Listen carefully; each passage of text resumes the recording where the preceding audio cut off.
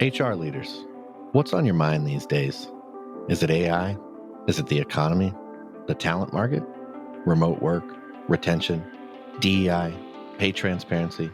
New laws? Our 2024 Workplace Trends Report outlines how HR leaders are thinking about these challenges and what they believe will help their organizations overcome them. Want to find out what they said? Head on over to peoplemanagingpeople.com/Workplace Trends 2024 and download the report to find out.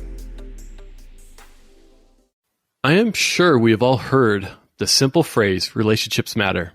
But what normally doesn't follow is that relationships are not always easy and straightforward. We build teams, companies, organizations of diverse people, and guess what? We're not all the same. We don't think the same, we don't act the same, believe the same things. So in today's podcast, we'll be talking about a cool and simple tool, when used, will help you with the relationships that matter most. Thanks for tuning in. I'm Tim Reitzma, the resident host of People Managing People. Welcome to the podcast. We're people managing people, and we want to lead and manage better. We're owners, founders, entrepreneurs. We're middle managers. We're team leaders. We're managing people, and yes, we do human resources. But we're not HR, at least not in the traditional sense. We're on a mission to help people lead and manage their teams and organizations more effectively. So if you want to lead and manage better, if you want to become a better organizational leader and more effective people manager, then join us. Keep listening to the podcast to find the tips, tricks, and tools you need to recruit, retain, manage, and lead your people and organization more effectively. And while listening to the show, please subscribe and join our mailing list on peoplemanagingpeople.com to stay up to date with all that's going on. I've had the pleasure of interviewing today's guests in past episodes on conflict and WTF, who to fault. Today, we're going to bring you the concept of a relationship map to help guide you as you lead, coach, mentor, and build relationships with others. Matt and Tanya are the co-founders and business partners of HTI Institute, an organization focused on revolutionizing your relationships. Successful leadership, fulfillment, purpose, passion, and your life's overall quality is impacted by your ability to navigate your relationships, and HTI Institute is here to help. So just before we hit record today, we were just talking about a pre-question, but I want to ask you this question, Matt and Tanya. So whoever wants to take this one, did you ever think you were going to be in business together? No. No. Okay, that's a pretty blunt, straightforward answer. So, in the context of relationships, and in this case, creating a business together, your answer is no. But what changed? Tell me about that. Tell me about the evolution of HTI Institute and when you first met, and then how it grew into what it is today. Sure. So Matt and I first met at a coactive leadership course. It was a 10-month-long course with about 4 different retreats that were in person over the 10 months. And I had gone to the leadership program. I had a successful career and had my own company, and I'd kind of gotten tired of always being the one doing it on my own. And even though I had been working with consultants on an ongoing basis and hiring people, it wasn't the same as having a partner. And so I had been looking to move into something in partnership with someone. And I was hoping that at the leadership training and the program that I would meet somebody of a like mind. So that's why I went there. And I think Matt had a slightly different angle as to why he wanted to attend. Yeah, my approach was to continue to stretch my leadership development, as that was the business I had found my coaching practice lean into. And I wasn't looking for a partnership. I was not looking for a second business to grow and build. I was just looking to strengthen myself. So Tanya, you went with the idea of, hey, maybe I could find a business partner. And Matt, you went to really strengthen your, what you were doing. And so how did you guys come together to say, hey, let's start a business together? So I met Matt the first morning of the first retreat, and he had introduced himself to me by email beforehand just to see if we could connect and go in together. And it didn't work out. But I remember the first morning that I met him before we met as a group, we were sitting outside and he's drinking coffee and he's like asking me what I do, because we're both from the same geographical region, because there was people from all over the world who were coming. And then he started quizzing me about my business, who were my clients and where did I get my revenue from and what percentage. And I was kind of thinking to myself, what a jerk. We're here for leadership. And he's like trying to figure out where I'm making my money and how much like I'm making and how successful I am. So I definitely wasn't too impressed at first. What about you, Matt? Yeah, it's funny the impact you have when it's not intentional. I was definitely comparing myself to the other 24 people in the group. And Tanya was in my sights to see, okay, where do I rank up in comparison to? And so it was, although the intention was not what happened and Tanya's reaction, he's a jerk. That wasn't my intention. I obviously came across that way as I asked for her resume and actually didn't really care who she was as a human.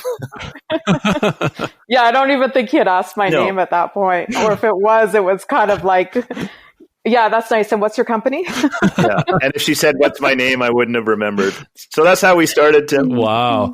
Okay. So, fast forward how long? How long have you guys known each other?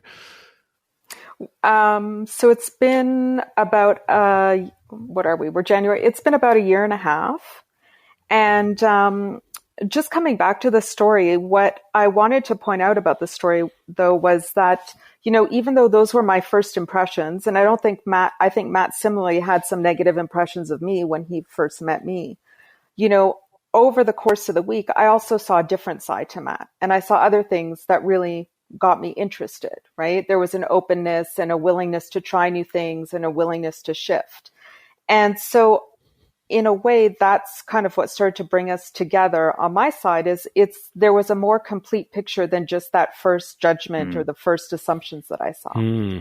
So you didn't go with the age-old saying of first impressions leave a lasting impression. So, it's here you are 1.5 years into it, and now you're business partners.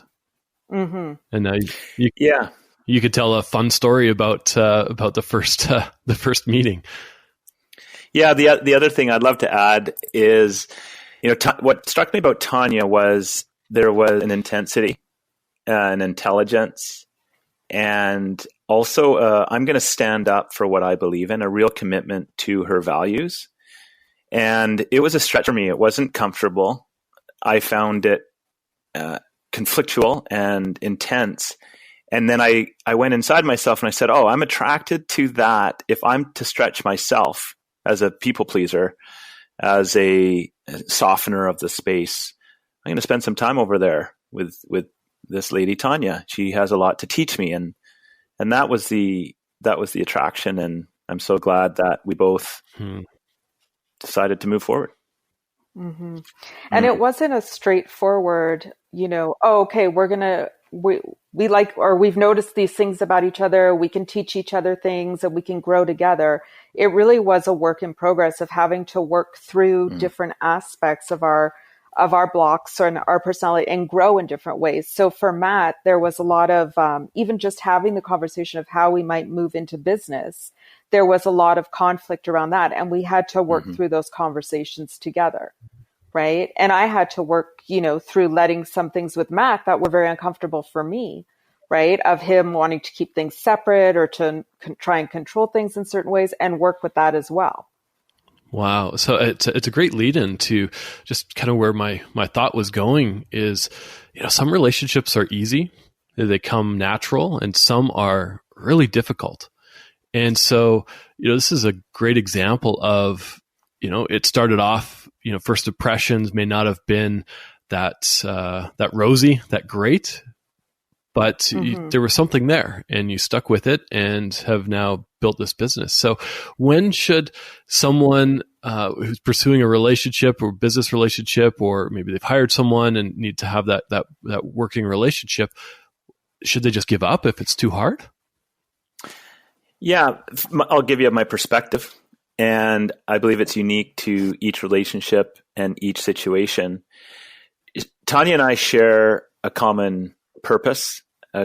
We have different values, and yet we have enough overlap and passion for contributing to relationships. We believe that relationships are one of the most important things that you'll have in your life and that help determine your quality of life. And I just want to say, being in a relationship and being in business with Tanya is really easy at times and exceptionally hard at times. And I believe, Tanya, you'd say the same thing with me. There's moments where it's like, wow, this is incredible. We're on cloud nine. And then, a phone call or a text or a disagreement about something, and all of a sudden it's raining and cloud nine has burst into a thunderstorm. And so to answer your question, Tim, from my perspective, if you have a common purpose, and we call it a relationship stake, if you have a common purpose and a common direction, lean into the easy, lean into the hard, and keep going with that common purpose in mind. Mm-hmm. No, I like that. Yeah. Yeah. I also think that, even when there's not necessarily a common purpose, sometimes it's the conversations.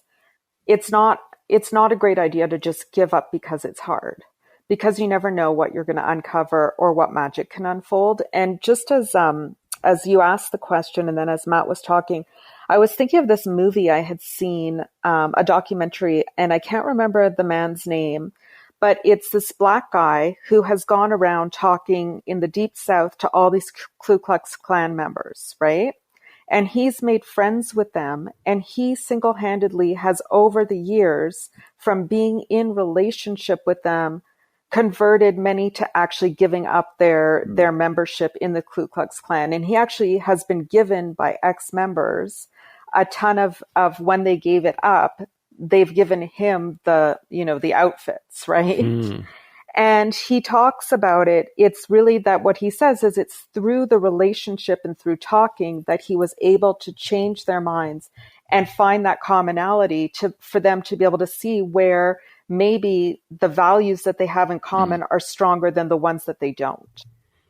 I like that. Thank you for kind of painting that picture of some relationships seem like they should never exist and they shouldn't go anywhere. Yet when we put our minds to it and we maybe even put some of our differences aside, is what are we trying to achieve? What are we trying to do? What's the purpose? Where are we going? And really unpacking more of kind of the heart and soul of an individual or a group versus keeping it surface as, hey, how's the weather today? I think we all have those type of friends as we talk about the weather and what we're doing on the weekends, but it never goes deeper than that. And so, I love what HTI Institute stands for. And you talk about revolutionizing relationships. That's, I think, one of the goals of HTI Institute. So tell me about that. What does that mean? Tanya, do you want to go ahead or do you want me to? Sure. I could start. I think for myself, from my perspective, revolutionizing relationships, it's really about getting to the deeper aspects and not just keeping it on the surface. So it's having the conversations that, a lot of people call uncomfortable or difficult, right? And is it really a difficult conversation, or is it just something that maybe we don't know how to approach, or we don't have the tools, or we're afraid or projecting an impact that it may have, right? And in the relationships that we hope to help foster and help people create for themselves is really the ability to have those conversations that may seem initially difficult or uncomfortable, because that's where we can get to a deeper level and find a deeper understanding and connection with one another.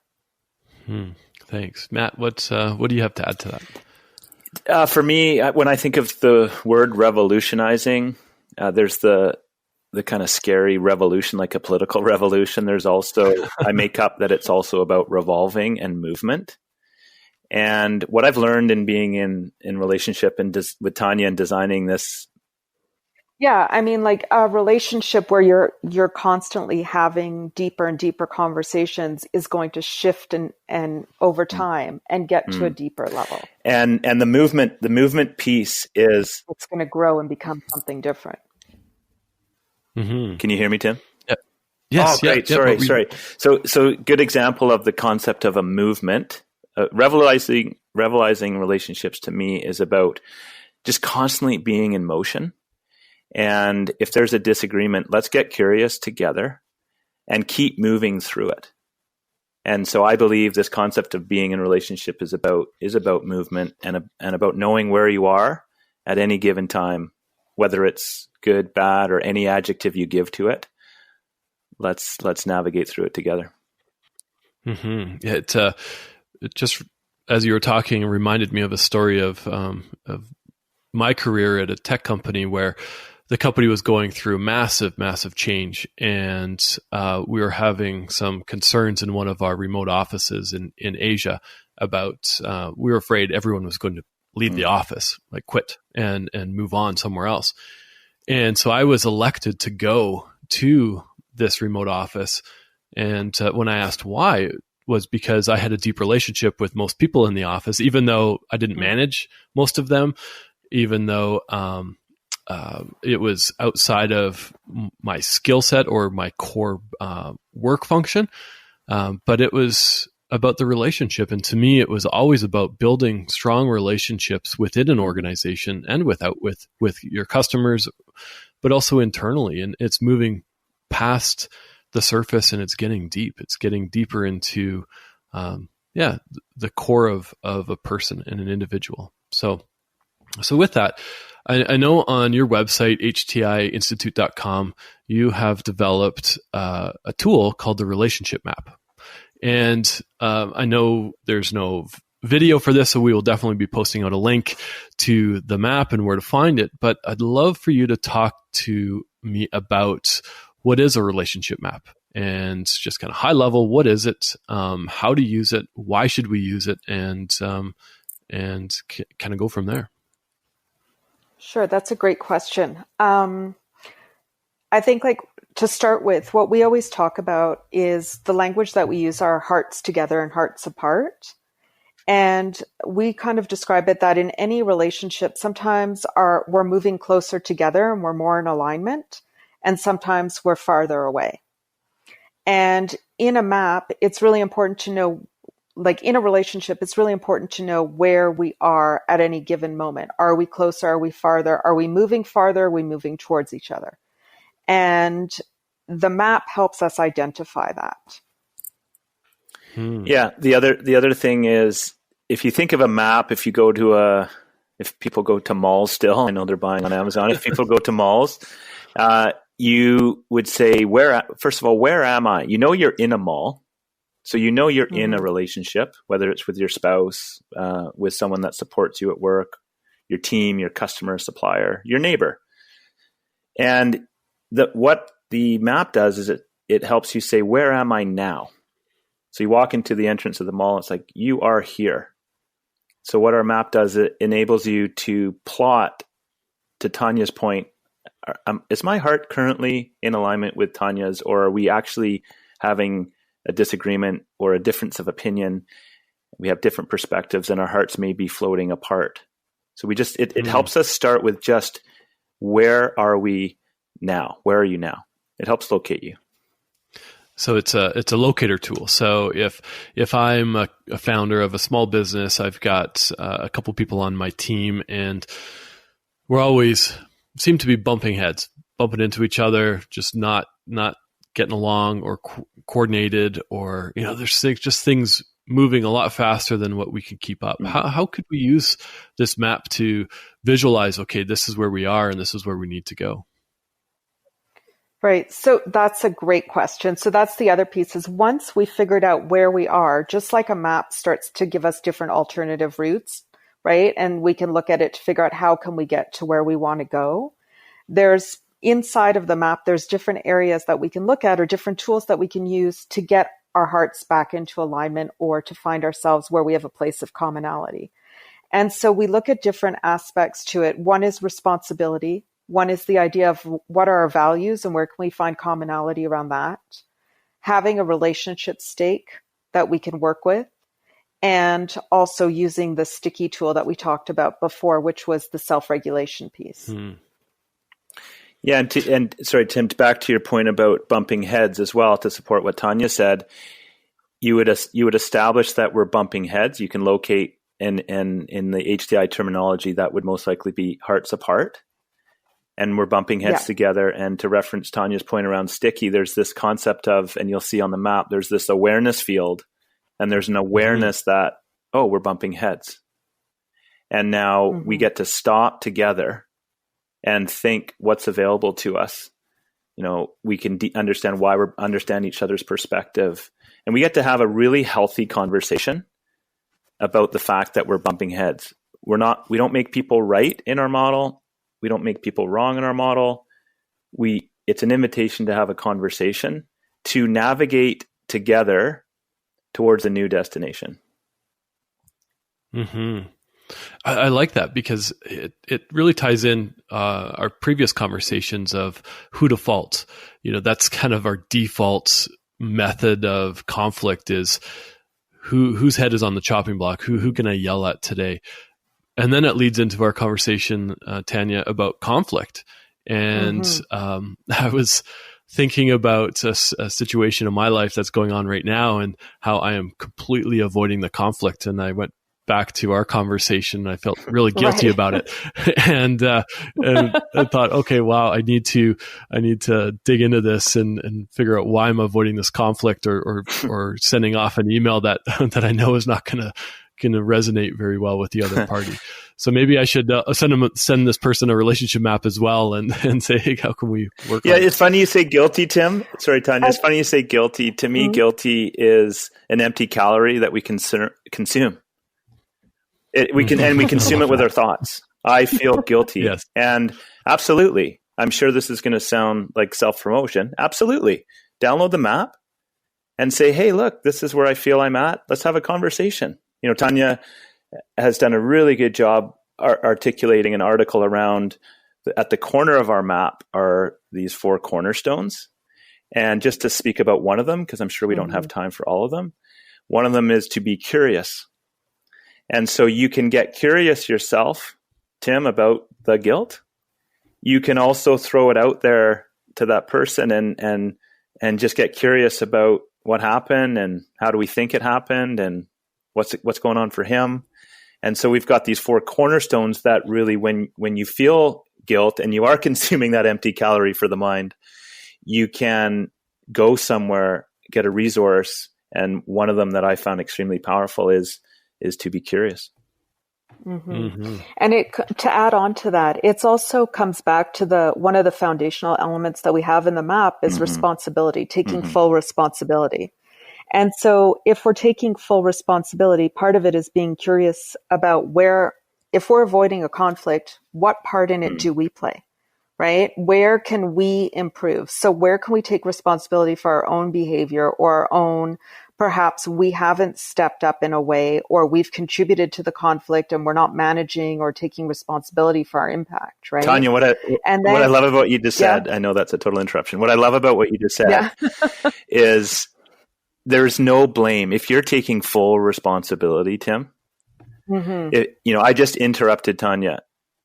A blame statement would be, Tanya, it's my turn.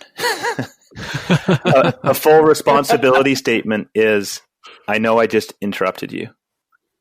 And so this concept of taking full responsibility means in a relationship, and I can think of relationships in my life where I still blame. My first reaction is to blame. And when I reference the map, I'll say, oh, I need to take full responsibility for how I'm feeling and my reaction. And how do I now create from a place of full responsibility? And I tell you, I use it with Tanya a lot. I'm sure she wants to blame me for things. And I know she takes a breath and says, okay, how do I articulate this in a way that she's taking full responsibility for how she feels without blaming me? And it makes the world of difference in our relationship. Yeah, it's a couple things. First off, I thank you for the free coaching that I get when I do podcasts with you both. So selfishly, I love this. It's kind of unpacking things that I'm going through. We learn a lot too. Thank you. I think it's common. It's common in business. It's common in partnerships and in co-founder relationships. It's common in relationships when you're hiring new talent or bringing people on. It's something that, we're kind of going down into that. We're just avoiding conversation down that path. But if we do that, it wrecks the relationship. It wrecks the ability to get curious. One of the cornerstones on the map. It really tears it apart. We're not open to new possibilities. We don't understand what the truth is because now we're making up our own truth. And I love the saying of there's always three sides to every story. It's your side, my side, and then the truth. And and then we start playing into that in relationships, and it becomes very toxic. It can become toxic. So I'm curious, where, if you have an example aside from using it within your own organization, if you're able to speak to an example of how you've used this with an organization, don't say names, but and what was the outcome of that? I can share one, Tanya, if you're okay with that. Yeah.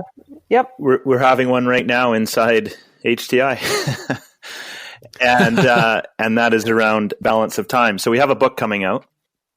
And Tanya has some superpowers, both on creating content as well as editing and formatting. She's written a book before.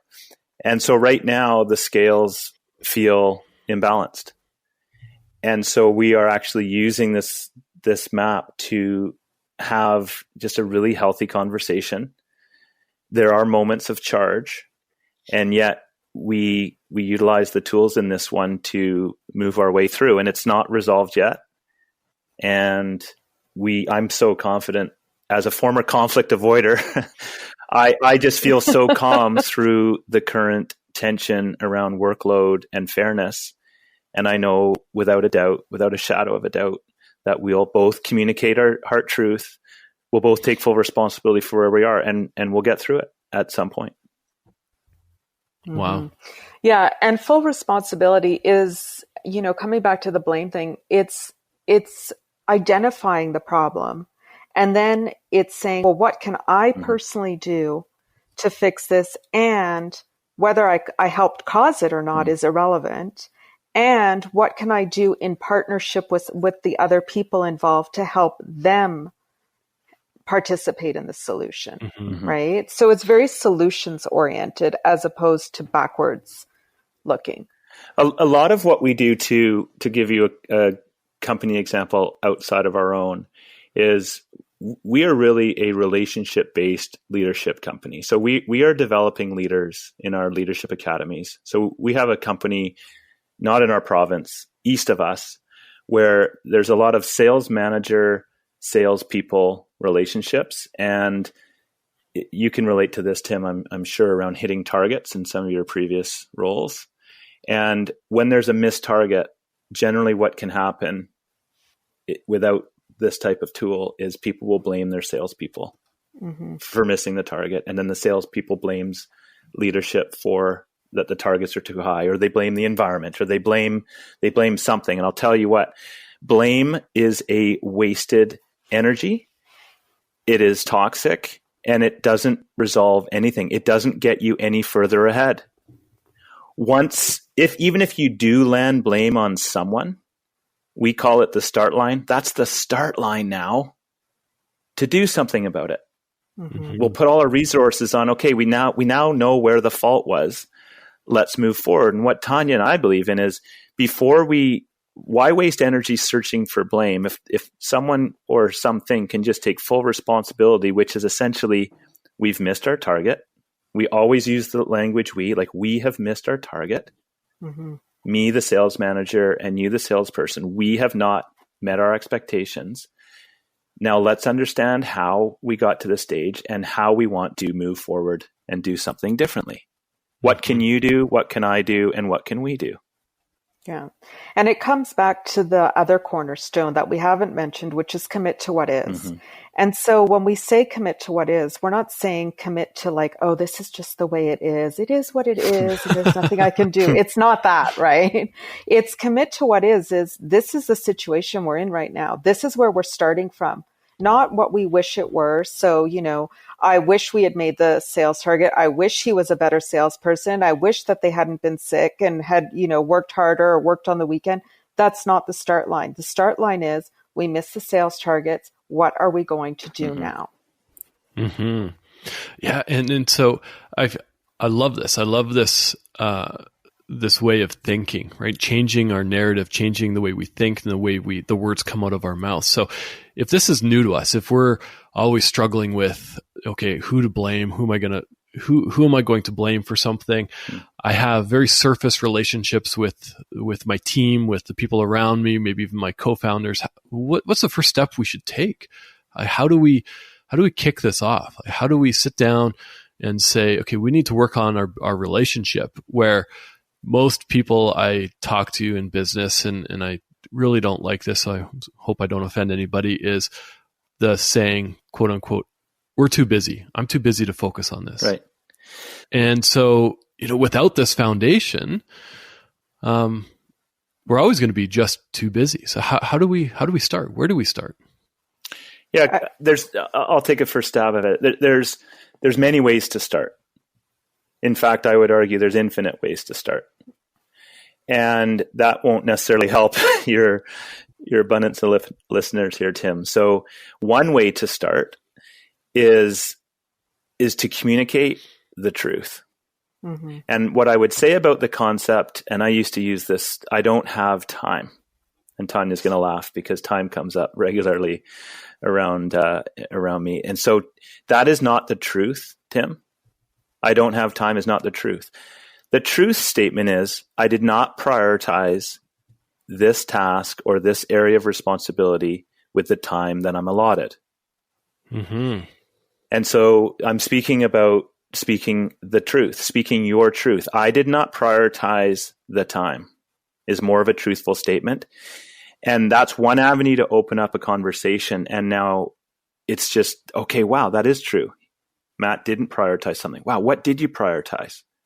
And we can use the tools that we've created here to just go and have an incredible discovery conversation. To Tanya's point, the start line's now, truth is the start line.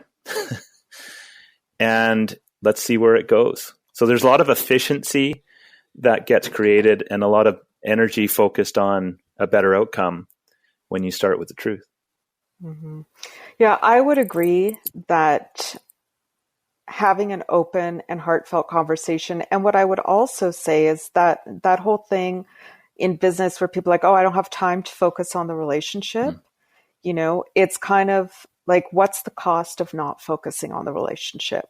And, I think of it sometimes as simply as I ask people to think about when they're in a supermarket. Almost everybody's been kind of at a cash register in line with someone or pushing a shopping cart, and somebody comes up behind and starts to push them forward, right? And our natural inclination is to kind of resist and get tense. But if we turn around and we see that the person is our husband, our wife, our kid, somebody or a friend that we're in relationship with, we're much more willing to let them guide us. And so when it comes down to business, I just had this conversation as I was leaving my house today with my 15-year-old son, because he wants to go into business. And we were talking about how, sure, you can go and get, into commerce and get all the technical skills. But the real thing is learning how to manage people, because you can be the best project manager and the best organizer and the best person at, manipulating facts and pieces. But if you can't get people to want to do what you need them to do, you're totally screwed, right? So it's the piece is really to invest in your relationships up front, because if you don't have time for that, you're going to lose a lot of time down the road managing them or trying to fix what's wrong. Yeah, I love that you went there. It brought up just a number of stories and thoughts about that. Yeah, relationships matter. It doesn't matter that it's 2020 right now. Relationships still matter. They mattered 10 years ago, 20 years ago, 30 years ago, and they will matter as we go into this future that's unknown. We need to have relationships, but we also need to know how to navigate relationships. And you both have mentioned it a few times, is trust. And the foundation of any relationship is trust. And not trust that, hey, I trust that you're not going to stab me in the back. I mean, that's one thing, but trust that you're going to have my back. And trust that when things get tough, we're going to stand together. We're not going to look to blame or who to fault. We're going to navigate conflict constructively. And that all starts with trust. And Patrick Lencioni talks about this in his 5 dysfunctions of a team, where you can't have a team unless you have trust. You need to have that foundation. And I love how you've built upon that, maybe consciously or subconsciously, is, okay, now we've got trust. How do we actually build relationships? And I think if you're listening and you're maybe founder of a company, you don't have a dedicated HR team, or maybe you do, it doesn't take a lot of time. It may take a lot of effort, but to build relationships and to start having those relationships, because when you do, things are going to flow. Things are going to move more naturally. And you're going to be able to move past that blame conversation that sometimes takes weeks. I've been involved in those where it's like, okay, a mistake happened. How do we move forward from this? Yeah, it's back to the efficiency piece. And whether you're a startup and you're the sole practitioner in this business, you have a vision and you want to go somewhere. And in order to do commerce and in order to earn money, you need to have a relationship with a customer, with an investor, with someone. And if you're a large multinational corporation, if you're a government, it is a series of relationships, both internally with the customers, at home with your families, as you spend a lot of time at work, most likely, and as you just navigate to and from those two core areas of our lives. And so, yeah, absolutely. Being able to be in relationships in good times and bad is paramount for business. It's how we inspire people. That's why we really speak a lot about relationship-based leadership. I don't believe, Tim and Tanya, I love your opinion. I don't know if you can lead anyone anywhere as we're moving forward towards our goals if trust gets eroded. People will stop following. They'll stop moving with you. What are your thoughts on that concept? I agree totally. I mean, I would even say that relationships right now matter more than anything. When we look at, what's going on in the world between, the technological, how life is becoming very transactional. There isn't a lot of face-to-face interaction anymore. People are losing the ability to communicate with one another. The media is all over the place, and there's a distrust in even the information that's being disseminated. It's almost that trust and relationships are becoming a more and more valuable commodity because they are so rare, and people are losing the ability to have them and develop them. So the more that people can work on it, the stronger they'll be. Yeah, it's about really, what does trust mean in today's world, and what does relationships mean in today's world? It's great to say, hey, we're focused on building relationships in our business and with our customers. But if you've been burned in a relationship once or twice or 3 times, it may be harder to win that back. So if you're building a business or building a brand or building a team, why not start off on the right foot and stand for what you believe? If something is going awry in the business, or somebody's saying things that don't work with what you're trying to do, then even right on the map, you're using the right words. It says stop, think, choose, and implement. And it's really that concept of, hey, let's stop for a minute. Let's think about what's going on. And then we have a choice, and now we need to implement that choice. And so I love that visual, and just even that language. I'm a process guy. I love process. So that really speaks to me of, okay, I need to stop for a minute. So if somebody has been burned by relationships in, let's say, business, for the context of the podcast, what would your advice be for those people? A couple things. There's always, right now, to understand, where did you yourself cause the burn? So if someone's been burned in a relationship, their eyes might be laser focused on the other person that caused the burn, potentially a support person, a leader, a boss, whatever language you want to put to it. And I would say one direction is to turn your eyes inward to yourself, right into your soul, and say, where am I responsible for that relationship going that way? And one way I know, I've been burned before, and I know where it was my fault, Tim and Tanya. It's when I didn't speak up, when I didn't have the courage to speak up and tell the truth and say, that's not okay. And so to me, the trust was broken down, not by the other person treating me poorly, but by me not having the courage to trust myself that I could stand up and speak and say, hey, stop, that's not okay. Mm-hmm. And so there's a real natural tendency to blame someone else. And I would say one direction is to go inward.